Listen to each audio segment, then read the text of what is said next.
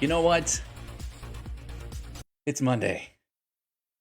It's Monday. April 1st. First. Hello. Hello today, home education world.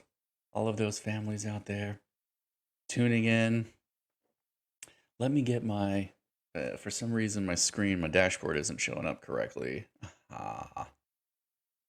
Now I can track comments and everything. We're getting set up. Look at this. It is good. And it is Monday.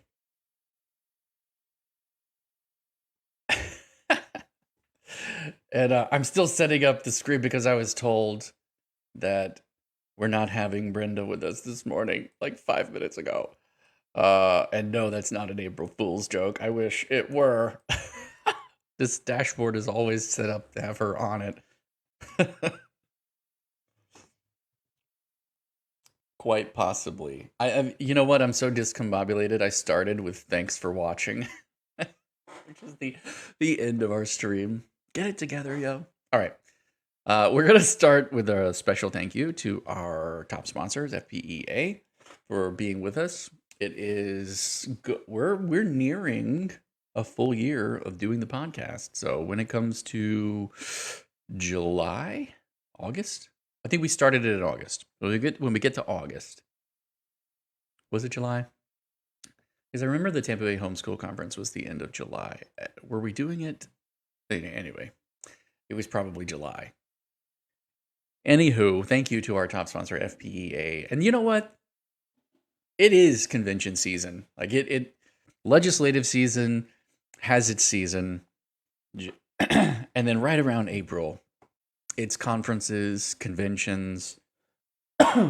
We've been invited to, graduations and all kinds of events and things that people are planning and things that are upcoming. So we just want to give a big shout out to FPEA for being our top sponsor and one of the biggest, if not the biggest, I think they are the biggest, especially in Florida, convention, which is absolutely awesome.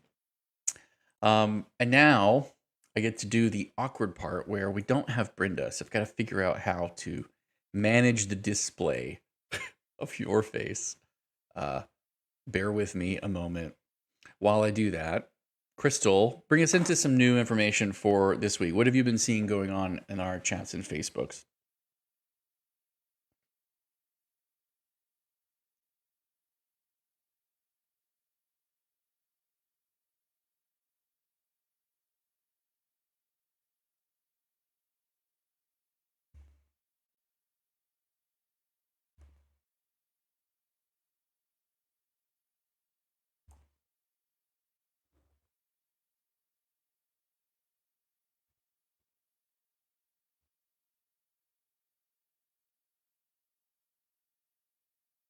Sure.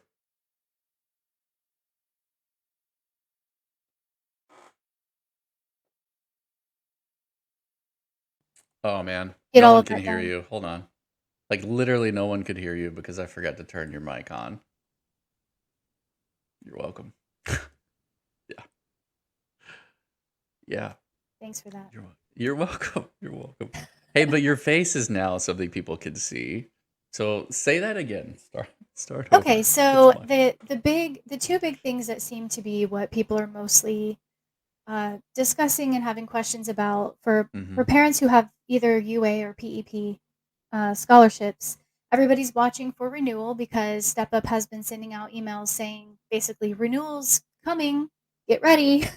So everyone is waiting for the exact dates of when that's going to open up so they can reapply for the upcoming school year. And then the other thing is for PEP, at least, the standardized test that needs to be done. So a lot of parents are just discussing which test they want to use and figuring out how to make sure that they fulfill that requirement for the renewal for PEP. Those are really the big things that I'm seeing coming in terms of discussion that's happening online. That and just general questions that are still kind of issues being worked out, kinks being worked out with PEP, like um, colleges not wanting to take dual enrollment students because they don't recognize the PEP thing, or school districts having issues with PEP students. All of those were things we hoped we could get ironed out this year during legislative season, but It just didn't happen, so those are on the radar for next year Mm-hmm. for another glitch bill to make sure that there's actually something in the statutes requiring the school districts to have an implementation plan for all of that. So, anyway, No, that's that's kind of good. the chatter that I'm seeing happening right now are all around those core topics or issues. Got you. We do have 10 people watching, so if you have questions, the mic is yours. Put them in chat. If you're just here listening, Yeah, please that's ask good too. questions. We're happy to answer them. Mm-hmm. We are, as Jason mentioned, this is convention season. So Mm-hmm.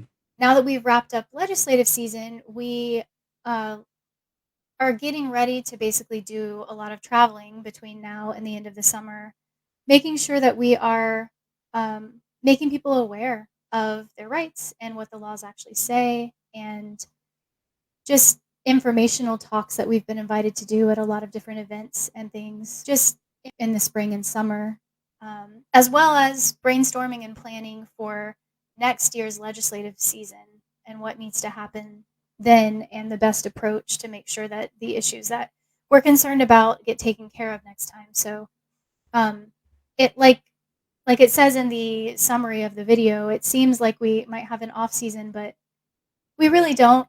We're constantly Yeah. planning and working on what's coming up next and making sure that people are informed and aware. Yeah, one of the things I'm looking forward to, and I would like to have this done by the time for the FPEA convention or some of the other ones as well that we're planning to go to. I think there's one later this month actually. Is I want to put together a portal for parents to be able to submit testimony videos. Something I'd like to start doing is putting out more regular content for HEF that is centered on parents and families kind of telling their stories about what home education means to them or what they do with their home education. Um, and for some, PEP, people they're still parent directed education and it's similar look and feel to everything that home education families do. They just take a scholarship to do it and home education families don't. But what does that look like? I think that putting out some content that it centers on that, and obviously, I could sit here and brainstorm all day long and draw, cartoon characters and narrate it, but it's so much better to actually see it come from people who, hey, here's our kids, here's what we do. So if Yeah. you're interested in that kind of thing, definitely leave some comments on this video because it's something that I'm really trying to figure out. Is there a deadline? We'll get to that. Well, and to add to that, Mhm, that's one of the things that we were running into this year with the legislative sessions mhm. is just this imagination gap, I guess I'm going to call it. It's kind of a knowledge gap, but it's hard for the legislators to picture in their minds to imagine what homeschooling actually looks like, to have a clear picture of that. And we were running into that as actually a really important foundational problem with all of our discussions because they are picturing homeschooling however they're picturing it in their heads. And the reality of that was not necessarily matching up with what homeschooling actually looks like. So then because of that, we weren't having productive conversations the way that we had hoped to because they're picturing homeschooling in their minds a certain way and we're talking from our understanding of what it actually looks like and the understanding that it doesn't look the same for every family, that every child Yeah. is different, everything is different. And so having those stories captured that we can share and put out there to help them expand their impression, their understanding, their views of what homeschooling looks like is going to be Mhm. really helpful. It'll be huge, huge. We just had our other person join us, so Yay. give me a moment while I turn on her visuals and we say hello. It's two of you right now, Crystal. Give me a second to Okay. I'll go ahead and answer Katie's question because I saw it pop up. Yes, Great. there Okay, is a cool. deadline for the PEP testing. It's July 31st. So Step Up determined that you do not have to have the test results submitted when you apply for renewal, but you have to have them submitted in order to qualify for the actual funding. So they're giving everybody until July 31st. You can apply for the renewal without your test results, but you will need to have them submitted by July 31st in order to be eligible for funding whenever they're processing the funds, actually dropping the funds into accounts. Excellent. Now it says, give me a chance to put a color block in. Um, and I'm going to cover up Brenda's name because you're not Brenda. Sorry. Dina, thank you for being with us today. Dina Fox. Let's hear it for her. Dina, you're on our board, and you are one of the parents on our board who has, well, you just have a myriad of experiences. So you've been home What happens when education, you family. keep going? What's that? So that's what happens when you just keep going. Yeah. You've had a home education has been a part of your sphere of experience for decades now. And you also have had a home education instructional program for quite a bit of those decades. And you have had children on, all ends of it. You even have one of your children, or I guess your last remaining child that's being educated is on the UA scholarship. So you've this Yes. huge swath of experience to draw from. So we're always excited to have you with us so you can kind of speak to your experiences and expand the conversation. So thank you for being with us Happy to today. be here. And I really do wish that Brenda was giving me an April Fool's joke, but like 5 minutes before, she was like, "I'm not gonna be there." I'm like, great. April Fools. Uh, there's a lot to talk about, but there's all the technical ends of getting all of this set up kind of throws me for a loop when I have to redesign them all in the moment. Anyway, Deline Howell says, "Is there a mechanism for submitting the test scores yet?" Not yet. Not that I've seen, at least. But I'm assuming they'll have that ready some point after renewal or during renewal, Yeah. because they know parents are going to want to submit those. But we do have until July 31st, so they may not be as worried about getting that up right away. You could go ahead and have your test done and have your scores ready to go. That way, as soon as they open that, you can submit them. Mm-hmm. Well, Dina, one of the questions that I got last week or the week before? Everything blends together because it's literally like I'm just bouncing from one crisis element to another, like playing whack-a-mole, solving problems. Um, one of the families that reached out to us was having trouble with their reimbursements for their home education instructional program that they attend. And I knew that you had a lot of experience with that because you are one, you run one, you aren't one, but you run one quite successfully. And you've also been with us on the calls with Step Up for Students to help us navigate and fix going back and forth, fixing some of those awareness issues of, oh, okay, here's a problem that we've identified, here's a pattern, here's a way to solve it. Let's dive into some of those things. And I'm really thankful that you've been with us to help us do that.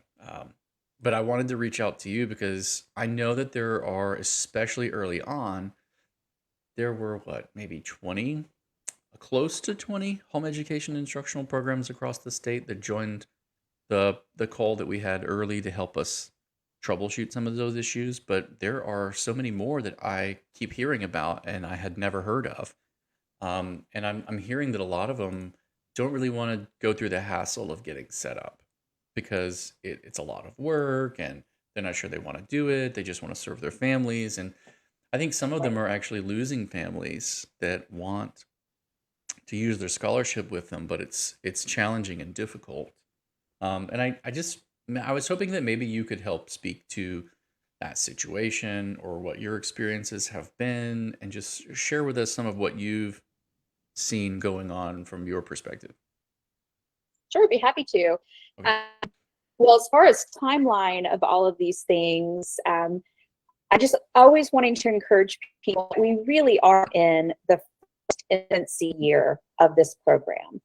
And as you've learned so quickly in your journey in Tallahassee, with legislation and funding and scholarships, vocabulary is everything.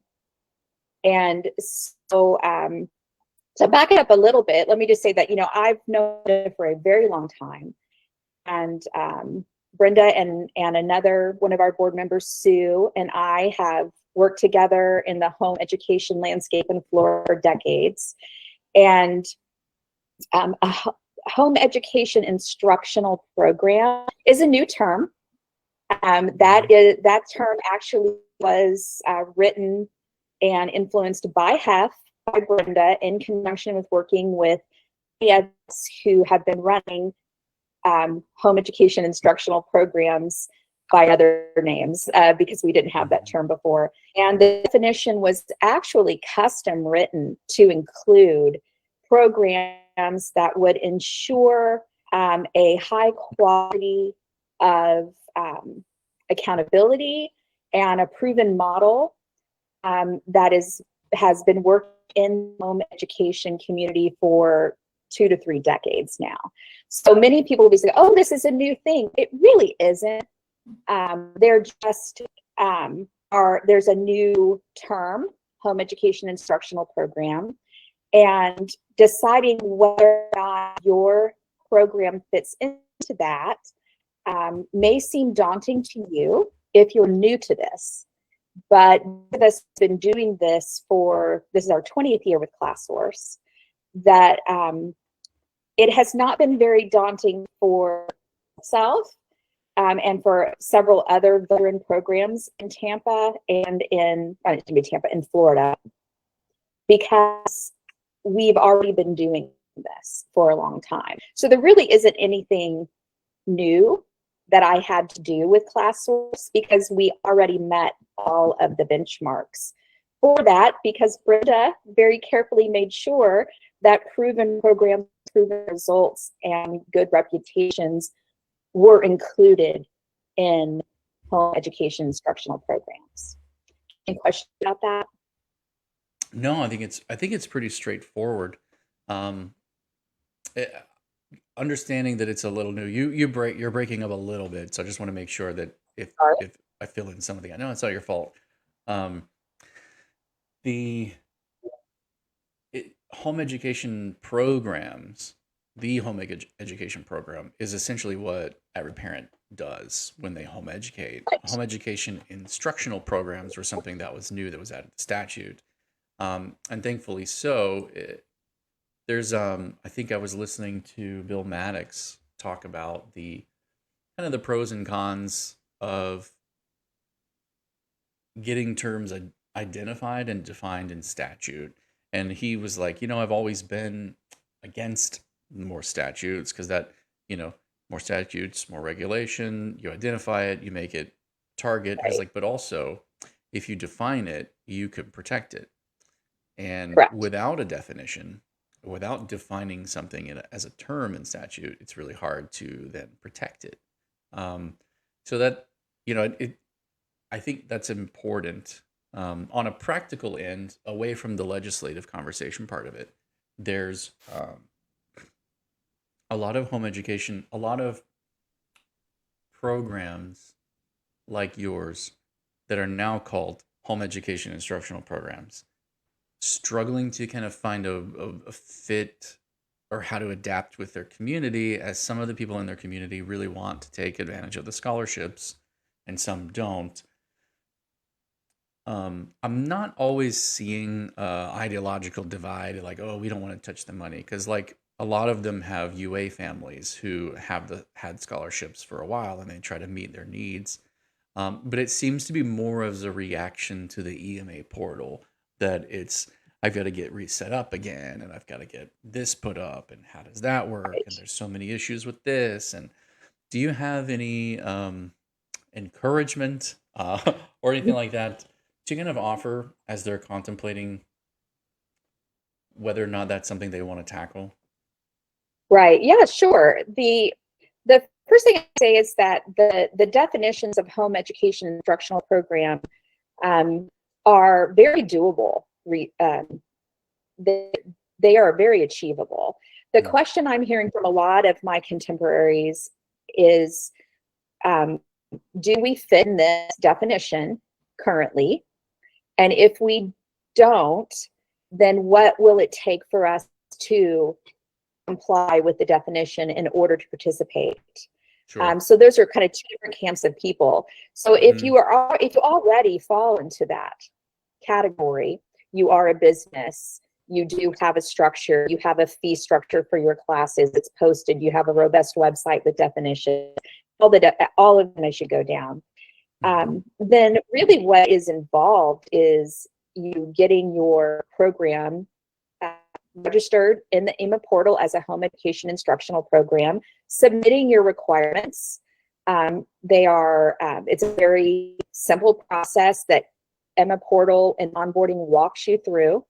You submit your documentations, things like your W-9 and your bank statements and your information, and then you get to decide as a home education instructional program whether you simply want to be listed in the HEIP portal as someone who has a home education instructional program that meets requirements, and you are able then to be found and your families can submit reimbursements, and you are simply you've been vetted, and you have families that take your class, they pay up front, they take the receipts, which you need to provide for them in a very specific manner.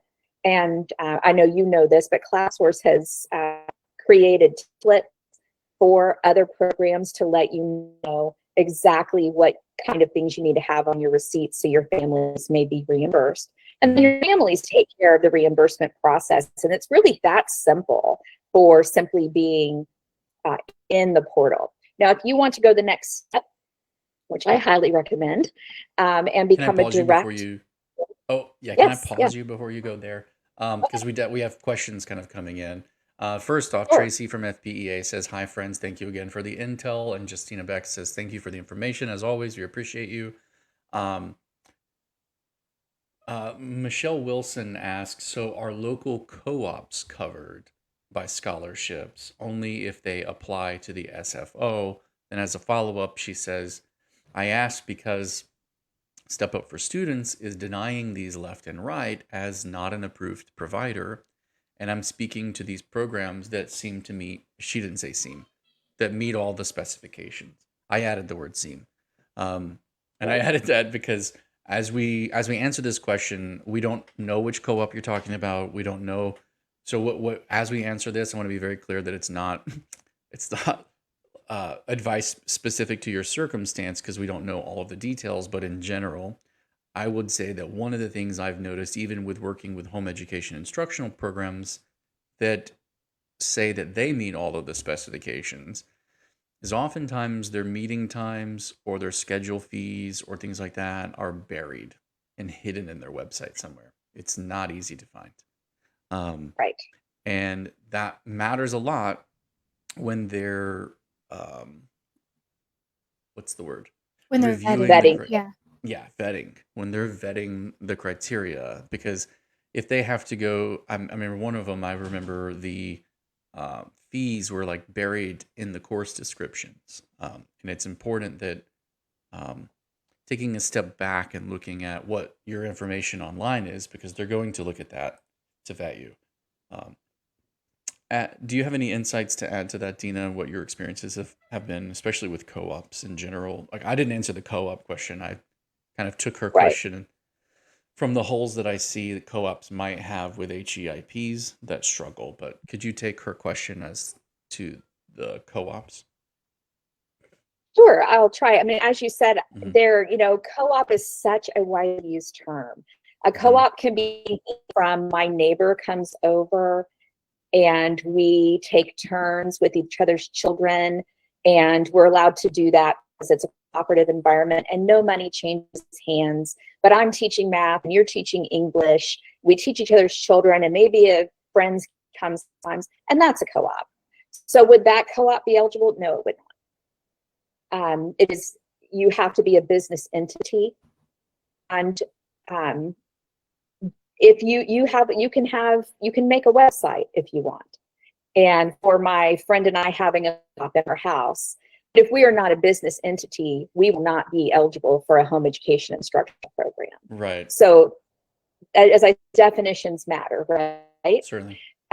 So, but if you then look at what some people will say is a co-op, they are dropping off their children, paying people to take their time to teach the children while they're there, and it's a very robust offering with hundreds of people there.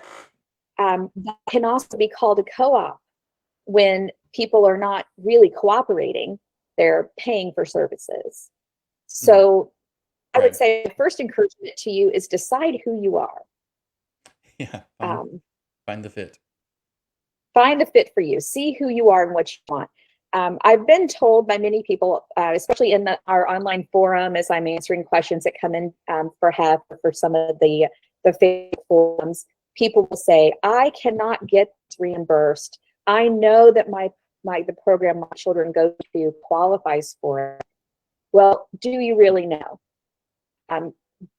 Do you know their banking information? Do you know how they're set up? Are they legally a business in the state of Florida, or do they put the money through a personal bank account? Those things have to be answered. So if you go through and look at all of the requirements and you're the one running the program, then you know if you meet that or not. If you've heard of people having a hard time being reimbursed, they may or may not qualify. And try to understand that every time a processor looks at a reimbursement and it says child's, ABC homeschool co-op program should qualify, here's my receipt. When they go to look at that program, they have to be able to find every one of the requirements on the website to say they qualify. Some of the requirements are banking information. That's not on your website. So if you have a program you're sure meets this, encourage that program at the minimum to apply to be a home education instructional program and submit all of that information and be vetted. Even if they aren't taking direct payment, if it's just a reimbursed situation, their receipt can have everything on it that you're supposed to have and turn it in. And if step-up students cannot see that they meet the requirements, which most websites, it would be impossible for every requirement to be seen, such as bank information, W-9, things like that are not going to be on your website. If they don't become vetted through the program, and then that's all they have to do, they're a known quantity, it's going to be very difficult for the processor to be able to ethically say, yes, this program should be reimbursed. Yeah, and I have one thing to add to that, because in her question, she said they're being told that it's not on the approved list. So I have a little bit of insight on that specific phrasing. It is not required that a program be pre-approved in order to be eligible for reimbursement. However, because of all the things Dina was just describing, Step Up has created an internal list of programs that have been pre-vetted and that are on the approved list, so that the processors don't have to re-vet a program every single time someone submits a reimbursement for that. Some of the processors, though, if they're not fully educated on how all of this works, they may just look at that list, see that it's not on the approved list, and deny it. So again, this is another reason why it really would benefit the program to go ahead and apply to be vetted and added to that internal approved list. They are adding some themselves. So like if they've received a reimbursement and you get a processor who knows what's going on, they're going to vet you and then add that program to their internal approved list. So even if the program hasn't specifically applied, they may still end up on an internal list, but that's a may. It's like an if you, they may still end up on an internal list. The easiest way for a home education instructional program to make reimbursements smoother for parents is to go ahead and just apply as a provider and get approved to be on that drop-down list, even if you don't want to be direct pay, like Dina was explaining. And Michelle Wilson's asking about co-ops in particular. She has a follow-up question. Are you watching the chat? Yes, I am. Do you see her follow-up question? I do. She says ours is a true co-op. We have 150 students. All classes are parent taught. It is not a drop-off. Payment goes to the business. Teachers are not paid. These are for registration and supplies. We have a website. So it's a business entity. I'll let Dina take the rest of it, but I just wanted to add that piece, that phrasing that they're giving you, it's not on the approved list. That could be why you're getting that phrase. And I'll so let she Dina has answer another first. follow-up that says, so programs must apply to be covered. No. So that's No, what they I was do. saying. If you get a processor who doesn't fully understand how it works, you may get that kickback denial phrase not on the approved list. Or if you have a processor who does know how it works, but your website and information is incomplete, then you will all be Yeah, because rejected. they can't find everything they need to vet it. Yeah. Yeah. And that was, not for co-ops, because that was where I started my response to it. I wasn't working with helping vet a co-op. I was working with a home education instructional program that was struggling. Their website, maybe I'm a bit of a design snob because marketing is what I do, and I try not to hold that against anybody, but their website, it was very difficult to find the information. I needed to break out my magnifying glass and go searching for it. And I mean, ultimately, things like that matter as to whether or not they find it. On the first 2, maybe 3 glance throughs, I just came to the conclusion that they didn't have their prices on their site. And as I was on the phone with someone, I was like, okay, let me go line by line and look very carefully. And then I found them in the course description, like inside the text. And I was like, wow. So technically they're there, but it might as be Where's Waldo or a Magic Eye puzzle. So be very mindful, of these things. They're humans trying to make these decisions and making it easy for them to find the line, the big, what is it, punchline things that they're looking for, your regular scheduled meeting times, your Yes, I'm fee looking at the book schedule, here your tuition for and you. cost, those types of things. Mhm. Make sure that those things are very bold, because they're needing to vet and move on and vet and move on. So the more difficult it is, the more likely that they're to miss it.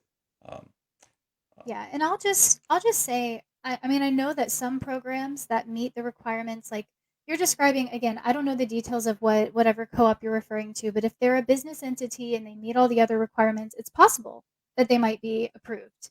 The reason Step Up is creating this internal approved list is to make the reimbursement process quicker for parents so that they don't have to manually vet every single reimbursement. So if you are the business owner of an entity like that, it really is helpful to go ahead and just apply and be put on the approved list, even if you're not wanting to do direct pay. You don't have to. Statutes do not require that you be on the approved list in order for you to be reimbursable. But it just makes it more likely that your parents are going to run into issues when they're submitting for reimbursement, or that the reimbursements are just going to take much longer because they're having to manually vet everything that comes through. So what was the last count we were given? Was it in the 90,000 reimbursement range that they have to go through Yes, this of spring? open reimbursements that they were still like processing. Yeah. Right. mhm. So And if more you keep have coming in. families, your co-op that you believe qualifies, do you have families who are submitting things that are incomplete, perhaps, or a website that isn't easy to find things on, and a processor has a stack of 90,000 reimbursements they need to get through? It's in the business's best interest to make the website very easy to navigate and all requirements easily listed, because after a certain amount of time, they are going to move on to the next one if they cannot find the information. So Mhm. I would just highly encourage people if you have a program that you believe qualifies, that you go through the process, it really is it. And will give you just so much more peace talking to your families in your program, letting them know I've done everything that I can do on my end to make this easy for you so that you can participate. Yeah, that's really important. Did you see Tracy's question? I Crystal? cannot see questions. I know. Yes, intel on how Okay. to delete reimbursement requests that are accidental duplicates or have been denied that you no longer want on there in order to free up your money. I'm actually logging into mine right now to see, because I thought there was a way to do that from She the says, I actual. tried calling, but though helpful, the rep couldn't figure out how to do this either. You can cancel a request. I don't know about ones that have Yes. been denied, but I just went into my account and I'm inside the Emma portal right now. From the parent side, it can be canceled. So Yes. if you're in there and you've got an open reimbursement, if you click on the details, when you're looking at the reimbursement list, there's a little link that says details. When that detail page opens, there's a cancel request button at the top right that you can just click. At least on the web browser, that's how it looks like. I don't know what it looks like on mobile. But yes, you can manually cancel them. And then from what I understand, the funds may not immediately go back into your account. It might take a few days. But yeah, you can cancel from your end, or you should be able to. If you're not seeing that, then that might be a tech support issue if you're not seeing that option. It's showing on mine. One more question from Denise. I think we were following the thread and she asked a different question in the middle of that conversation. I didn't want to fully skip her. So do you, once it's in review, you cannot delete it, Michelle says. Yeah, you'll have to wait till it comes out of review. And then someone says if you're on Legacy, you have to go and chat and ask them to cancel it. Okay. So yeah, I'm looking at Emma. So in Legacy, it might be different. That's true. It's always Tracy one of those is things where you have to remember that like Tracy is saying some requests have the button and some do not. That might be because of the status of the request. So like Michelle mentioned, if it's in review, you can't delete it while a processor is actually reviewing it. You'd have to wait until they make some sort of decision and move it out of review. And then that button might pop back up. If not, you may have to contact them again. All right, Denise, I'm not ignoring you. She says, "Hello. I was on last week inquiring about a funding problem for a scholarship that was approved back in August. You kindly suggested sending an email to you to see if Step Up can contact if your Step Up contact may be able to assist. The email did not get kicked back, but I didn't receive confirmation that it was received. Crystal, is this the one that you forwarded on to? I'm looking right now. I have the email, but I am not sure that it got forwarded to Everett because last week was a little crazy for me. So, because I'm looking in here and I don't see a forward. I'm forwarding it right now. Okay. All right. And she says definitely will be patient or willing to be patient. I've been trying to work the Step Up to get this fixed since December. That's good. I know. I think that's the name of the game. Really, is just patience right now. A lot of patience. I hate that. As too, I'm sure many. I want it now. Yeah, I want it all. Yeah. I may have sent it. I'm looking to see if I sent it to him in a separate email. But yeah, I will make sure it gets taken care of right now.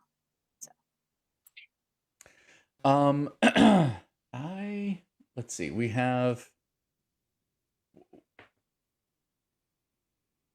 Did we cover everything in terms of HEIPs? You had mentioned before we hopped off of our call, in the scurry to figure out how we were going to get by without Brenda today. You were mentioning to me that you wanted to talk about something for the unique abilities side. Go ahead. Yeah, I've watched with interest as over the last year. You know, I've been in the homeschool community. My son's oldest is turning 31 next month. I know. Look at how young I am. And so I've been around a while, and I have seen and most of our home education journey since the early 90s, I've seen a great support for everyone who was engaged in any form of education, whether we used a particular curriculum or online streaming school. You know, back in the day before some of the internet was used, and people were scared of email. We had that. People would do on television. You could stream Bob Jones, homeschool television, and you would sit and basically have Bob Jones teacher teaching your child at home. And there was also online like videos you got from Alpha Omega. You put them in your computer, and they taught all of your curriculum. Alpha, remember Alpha Omega? I do. I remember Alpha and Omega. Some groups that used the good old Ace Paces with Ace and Christy, and you got that mailed to you, and you mailed things back in, and everybody was doing it different, very different. And some people were just schooling at home, unschooling at home, having a little co-op, just me and grandma, it all forms. And everyone believed and supported that we were all homeschoolers, and that we all were doing parent-directed education for our children in various forms. And it's been interesting to me to see last year as the PEP program came in, and it's this new option for us as home educating parents directing children at home, that intimidated a lot of people for some reason. And people started saying, you know, we're taking PEP funds, that you weren't really a homeschooler anymore in some form. And those of us who have been around for quite a while kind of giggled, because we're like, oh, well, if you had looked at the different things I did for my children over the 25 years that I've homeschooled, you would then, depending on the semester or year or phase of home education I was in, told me I was not homeschooling, which was very cute to me, because I have all the wrinkles showing that I did. And much gray hair that I cover regularly of it. Worth every penny, but it's work, right?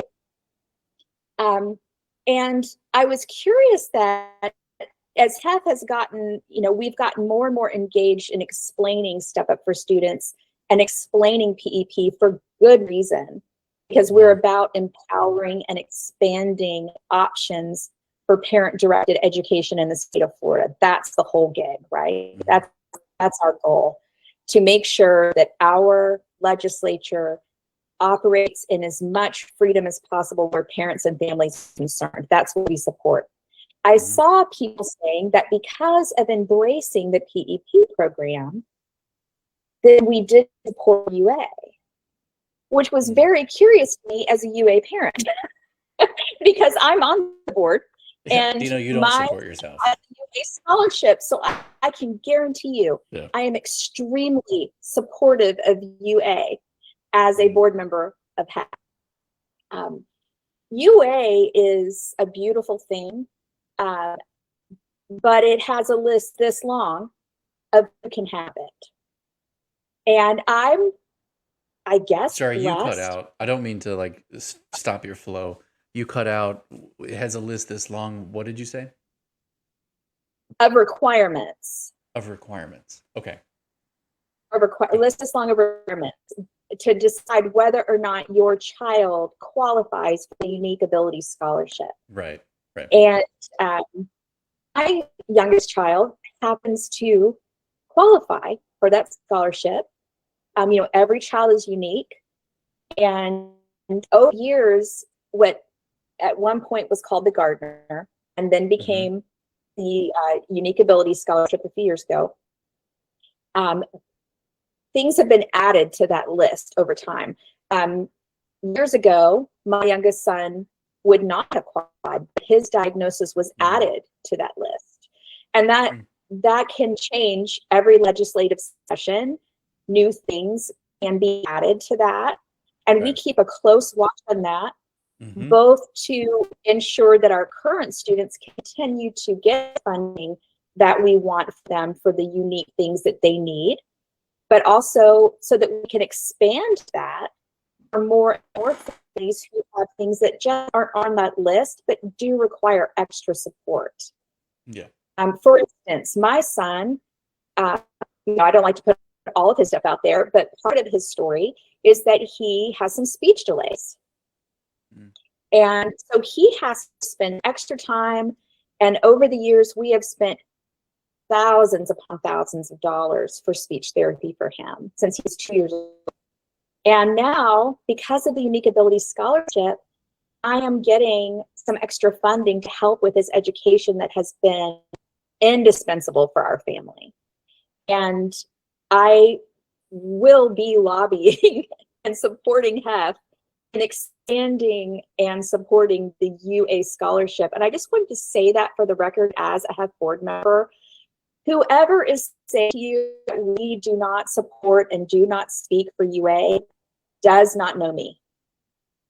And if they would like to speak, Brenda, who wrote it and has the most passion for UA families of anyone I've ever met.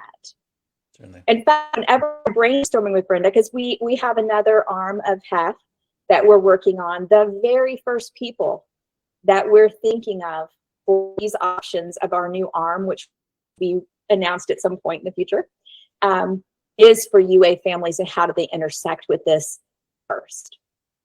I was hoping to do that today, and I was going to switch to screen share and maybe, pull back the curtain a little bit, but things kind of got thrown out of whack, so perhaps we do that next week. When Brenda's actually here. When Brenda's here, yeah. Your interest going with our little teaser today. Yeah. Tiana says thank you for saying something because this makes me so mad when people say HEF isn't for UA. Thank you. I appreciate you sticking up for us, and I appreciate you saying that. And Dina, I highly appreciate the fact that you're on the board, that you're with us. You are, oh man, you're a sister from another mother. I appreciate that a lot. Sister, mister, make it. Many of you don't know that I hate wearing suits. I loathe. I think I'm a creative, and I've got Pokemon shoes, and I love them. And I'm a little outside the box. I hate the box that there is one. I wish we could all just live outside the box, and so suits make me feel trapped. Oh. And Crystal and I think one of the first arguments we got when we got up here wasn't where does the bed go and what goes in the closet. It was I am not wearing a suit. She won, and I am wearing a suit. And little did I know that Dina had started like a contest of sorts back at Class Source, their home education instructional program, and it was make Jason suitable. Yeah. With the capital word suit. And they all pitched in together to buy me clothes to wear so I could be presentable in front of people. And I thank you. You've done so much more than that. That's just a humorous way of me remembering just how deep your love for what we do is and the support that you give to us. I think a lot of people have supported us. I don't think a lot of people. Our recognition wall shows that there are a lot of people, who have businesses that support us, and so many more that are families who have started donating to us, and we really appreciate all of that. Goes a very long way to helping us keep up with all of these things. It is more than one full-time job, and everybody wants to be cared for, and we care for all of you. There's not a part of the conversation between freedoms, parent direction, the total, unschooling, way out here freedoms, don't touch me with anything that has GOV in it, period, money or not. Like we're a part of all of these conversations, and we care for all of the people who love God, who don't, who, just want their freedoms to be left alone, like all of that. Yes, and more. I think if I could say it succinctly, I don't know if that's possible, but the Home Education Foundation isn't just about home education. Home education is a banner that flies, that shows the freedoms that parents are given, that we are given when we have children, that we don't have to wait for a government to give them to us. They are ours. They're our responsibility and our freedoms. We just fight to make sure that the government recognizes those freedoms and, as much as possible, leaves those freedoms alone. And we will be there to argue for that and hold that line, whether it's for somebody who took a scholarship or not, and Right. for people who have unique abilities or not. It's simply we parents who want to direct and lead their children in the way that they deem best. We want you to be free to do that, period. And that's what we fight for. Thank you for being with us today, Dina. Welcome. Really appreciate you. Crystal, thank you for taking some of the questions and comments. I don't see any more coming in, and I do have to hop on another call where we'll be talking about working with some of the private school leaders and leadership that we try to, stay in sync with and stay in the know of things. So I have to hop off and hop on that. But Well, Jason, I just want to put it out there for those that are on the call, that I am very happy to give 10 minutes of time to anyone that wants to send me an email in conjunction with, is my program eligible to be an HEIP?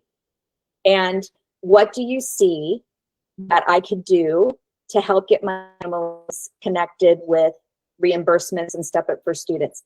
I will give 10 minutes to anyone. I may have to schedule you a week out, but I will definitely do that. And I'm happy to help you for free. You can put my email in the chat if you want, consultingdinafox@gmail.com. And I am more than happy. We want you to be empowered and equipped.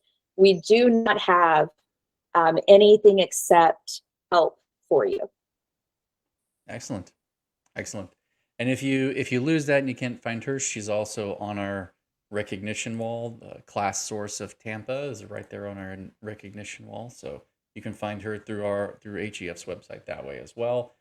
And if you can't remember and you just want to email HEF, we'll forward it on to her.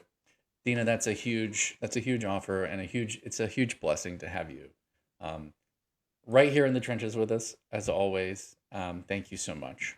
Thank you, Jason, for all that you're doing. I just want to say publicly, I know I've said it before, I'm going to say it again for the people in the back. I see you, we see you, and we thank you. Thank you. You're going to make me cry. Don't do that. Not here on public television. Crystal, do you have anything to add today? No, I don't think so. Okay. And for those who can't hear her in the back because she's such a soft speaker, she said no. No, I don't think so. All right. Well, then without further ado, I'm going to take us out. I want to say a special thank you again to our top sponsor, FPEA, for being with us through this. Please note for the rest of our community that we are in search of our other top sponsors, and we have gotten confirmation that our 501c3 is established and ready to roll, and that we can start moving on all of those things. So we're very excited about that. If there are any inquiries about that, just simply email us directly and ask, and we will be happy to speak with whomever, or if you make connections for us, we'll be happy to take those conversations and let them know what all the details of those programs are that we have for our top sponsors. And again, thank you for FPEA for being with us. We are so sorry that Brenda wasn't with us today. I wish that was an April Fool's joke. We miss her. We hope that she's doing well. She does have a bit of a family crisis that she's dealing with, though, so we completely understand. As for the rest of us, you guys have a beautiful Monday, and we will look forward to seeing you all next week. And until then, happy educating.